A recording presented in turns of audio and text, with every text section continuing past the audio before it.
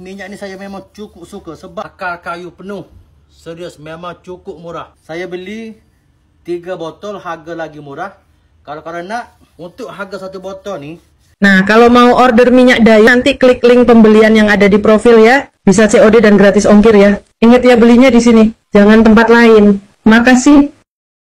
Aku hari ni, kaki aku rasa lenguh, rasa sedikit sakit di bahagian tumit. Okey, aku nak gunakan minyak urut Dayak, yang mana minyak ni serius memang sangat-sangat terlaris sekarang.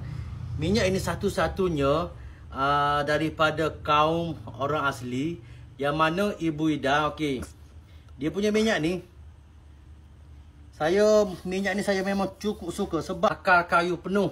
Serius, memang cukup murah. Untuk harga 1 botol ni, saya beli 3 botol, harga lagi murah. Kalau korang nak dapatkan paku kuning.